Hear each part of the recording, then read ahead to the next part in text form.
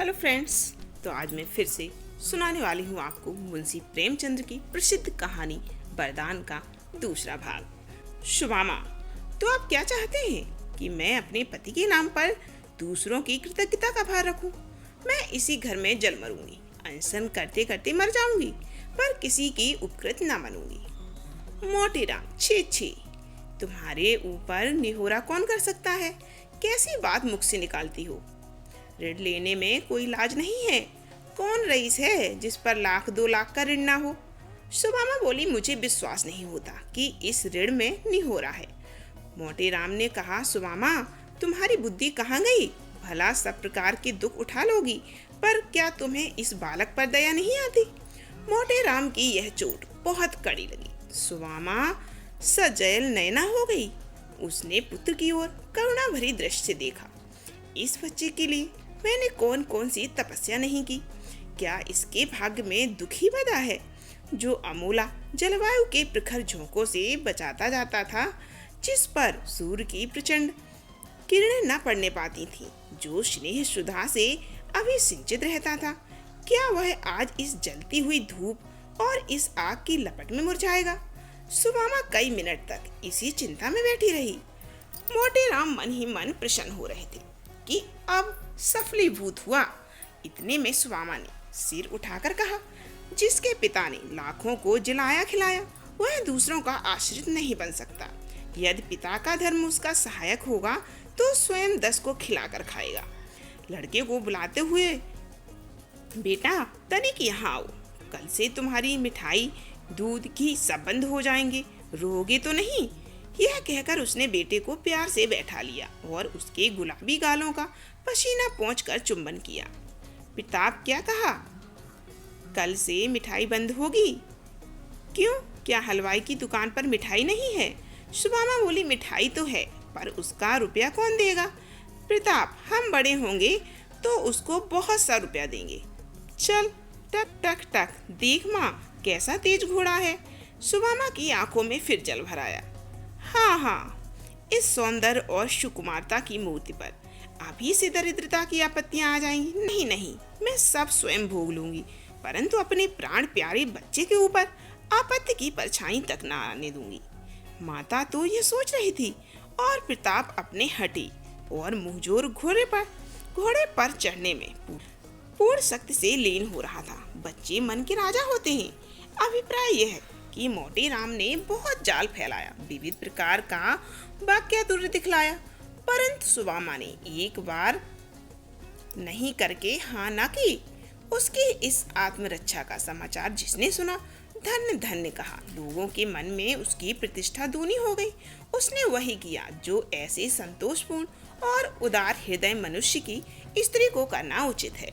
इसके 15वें दिन इलाका नीलामा पर चढ़ा। 50 सहस्त्र रुपए प्राप्त हुए। कुल ऋण चुका दिया गया। घर का अनावश्यक सामान बेच दिया गया। मकान में भी सुबामा ने भीतर से ऊंची ऊंची दीवारें खिंचवा दी और 2 अलग खंड कर दिए। एक में आप रहने लगी और दूसरा भाड़े पर उठा दिया।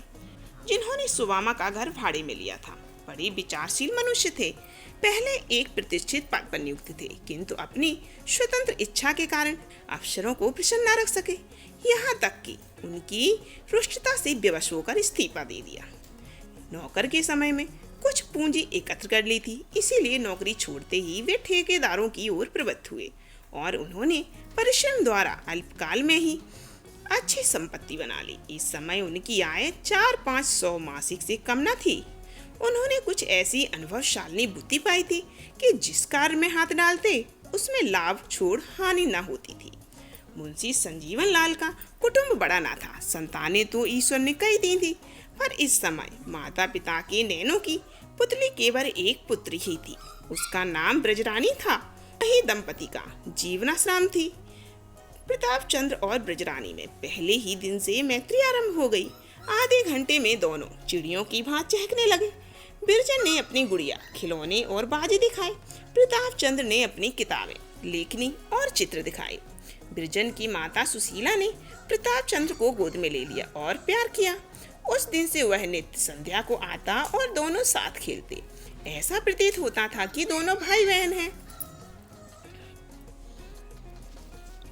सुशीला दोनों बालकों को गोद में बैठाती और प्यार करती। घंटों टकटकी लगाए दोनों बच्चों को देखा करती। बिरजन भी कभी कभी प्रताप के घर जाती। विपत्ति की मारी शिवामा उसे देखकर अपना दुख भूल जाती, छाती से लगा लेती और उसकी भोली भाली बातें सुनकर अपना मन बहलाती। एक दिन मुंशी संजीवन लाल बाहर से आए तो क्या देखते हैं कि प्रताप और बिरंजन दोनों दफ्तर में कुर्सियों पर बैठे हैं। प्रताप कोई पुस्तक पढ़ रहा है और बिरजन ध्यान लगाए सुन रही है। दोनों ने ज्यों ही मुंशी जी को देखा उठ खड़े हुए। बिरजन तो दौड़कर पिता की गोद में जा बैठी और प्रताप सिर नीचा करके एक ओर खड़ा हो गया। कैसा गुणवान बालक था। आयु अभी 8 वर्ष से अधिक ना थी, परंतु लक्षण से भावी प्रतिभा झलक रही थी। दिव्य मुखमंडल, पतले पतले लाल लाल अधर, तीव्र चितवन, काले काले भ्रमर के समान बाल, उस पर स्वच्छ कपड़े। मुंशी जी ने कहा, यहाँ आओ प्रताप। प्रताप धीरे धीरे कुछ हिचकिचाता सकुचाता समीप आया। मुंशी जी ने पितृवत प्रेम से उसे गोद में बैठा लिया और पूछा, तुम अभी कौन सी किताब पढ़ रहे थे? प्रताप बोलने को ही था कि बिरजन बोल उठी, बाबा अच्छी अच्छी कहानियां थी। क्यों बाबा, क्या पहले चिड़ियां भी हमारी भांति बोला करती थी? मुंशी जी मुस्कुराकर बोले, हाँ वे खूब बोलती थी। अभी उनके मुंह से पूरी बात भी न निकल पाई थी कि प्रताप, जिसका संकोच अब गायब हो चला था, बोला, नहीं बिरजन, तुम्हें भुलाते हैं, ये कहानियां बनाई हुई हैं। मुंशी जी इस निर्भीकता पूर्ण खंडन पर खूब हंसे। अब तो प्रताप तोते की भांत चहकने लगा। स्कूल इतना बड़ा कि नगर भर के लोग उसमें बैठ जाएं। दीवारें इतनी ऊंची जैसे ताड़। बलदेव प्रसाद ने जो गेंद में हिट लगाई तो वह आकाश में चला गया। बड़े मास्टर साहब की मेज पर हरी हरी बनात बिछी हुई है। उस पर फूलों से भरे गिलास रखे हैं। गंगा जी का पानी नीला है, ऐसे जोर से बहता है कि बीच में पहाड़ भी हो तो बह जाए। वह एक साधु बाबा है। रेल दौड़ती है सन, उसका इंजन बोलता है झक झक। इंजन में भाप होती है, उसी के जोर से गाड़ी चलती है। गाड़ी के साथ पेड़ भी दौड़ते दिखाई देते हैं। इस भांत कितनी ही बातें प्रताप ने अपनी भोली भाली बोली में कही। बिरजन चित्र की बात चुपचाप बैठी सुन रही थी। रेल पर वह भी 2-3 बार सवार हुई थी, परंतु उसे आज तक यह ज्ञात न था कि वह किसने बनाया और वह क्यों कर चलती है। 2 बार उसने गुरुजी से प्रश्न भी किया था, परंतु उन्होंने यही कहकर टाल दिया कि बच्चा, ईश्वर की महिमा का कोई बड़ा भारी और बलवान घोड़ा है जो इतनी गाड़ियों को सन सन खींचे लिए जाता है। जब प्रताप चुप हुआ तो बिरजन ने पिता के गले में हाथ डालकर कहा, बाबा हम भी प्रताप की किताबें पढ़ेंगे। मुंशी बेटी, तुम तो संस्कृत पढ़ती हो, ये तो भाषा है। बिरजन, तो मैं भी भाषा ही पढ़ूंगी, इसमें कैसी अच्छी अच्छी कहानियां हैं। मेरी किताब में तो कहानी भी नहीं है। क्यों बाबा, पढ़ना किसे कहते हैं? उन्होंने आज तक आप ही कभी ध्यान नहीं दिया था कि पढ़ना क्या वस्तु है।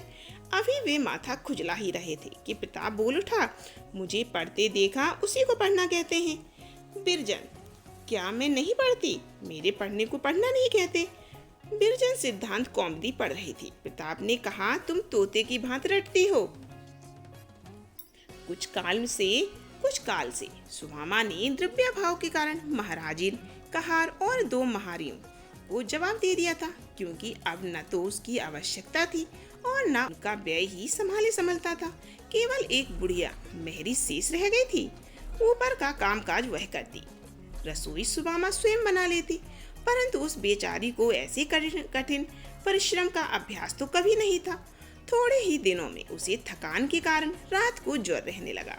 धीरे धीरे यह गति हुई कि जब देखे ज्वर विद्यमान है, शरीर भुना जाता है। न खाने की इच्छा, न पीने की इच्छा, किसी कार्य में मन नहीं लगता। पर यह है कि सदैव नियम के अनुसार काम किए जाती है। जब तक प्रताप घर रहता है तब तक वह मुखाकृति को तनिक भी मलिन नहीं होने देती, पर ज्यों ही वह स्कूल चला जाता है त्यों ही वह चद्दर ओढ़कर पड़ी रहती है और दिन भर पड़े पड़े कराहा करती है। प्रताप बुद्धिमान लड़का था। माता की दशा प्रतिदिन बिगड़ती हुई देखकर ताड़ गया कि वह बीमार है। एक दिन स्कूल से लौटा तो सीधे अपने घर गया। बेटे को देखते ही सुवामा ने उठ बैठने का प्रयत्न किया, पर निर्बलता के कारण मूर्छा छा गई और हाथ पांव अकड़ गए। प्रताप ने उसे संभाला और उसकी ओर भर्त्सना की दृष्टि से देखकर कहा, अम्मा, तुम आजकल बीमार हो क्या? इतने दुर्बल हो गई हो। देखो तुम्हारा शरीर कितना गर्म है, हाथ नहीं रखा जाता। सुदामा ने हंसने का उद्योग किया। अपनी बीमारी का परिचय देकर बेटे को कैसे कष्ट दे। यह निष्प्रह और निस्वार्थ प्रेम की पराकाष्ठा है। स्वर को हल्का करके बोली, नहीं बेटा, बीमार तो नहीं हूँ। आज कुछ ज्वर हो आया है, संध्या तक चंगी हो जाऊंगी। अलमारी में हलवा रखा हुआ, निकाल लो। नहीं, तुम आओ बैठो, मैं ही निकाल देती हूँ। माता, तुम मुझसे बहाना करती हो। तुम अवश्य बीमार हो, एक दिन में कोई इतना दुर्बल हो जाता है। सुदामा बोली। सुदामा हंसकर बोली, क्या तुम्हारे देखने से मैं दुबली हो गई हूँ? प्रताप बोला, मैं डॉक्टर साहब के पास जाता हूँ। सुदामा बोली प्रताप का हाथ पकड़कर, तुम क्या जानो कि वे कहाँ रहते हैं? आप पूछते पूछते चला जाऊंगा। सुदामा कुछ और कहना चाहती थी कि उसे फिर चक्कर आ गया। उसकी आंखें पथरा गई। प्रताप उसकी यह दशा देखते ही डर गया। उससे और कुछ न हो सका। वह दौड़कर बिरजन के द्वार पर आया और खड़ा होकर रोने लगा। प्रतिदिन वह इस समय तक बिरजन के घर पहुंच जाता था। आज तो बहुत देर हो गई।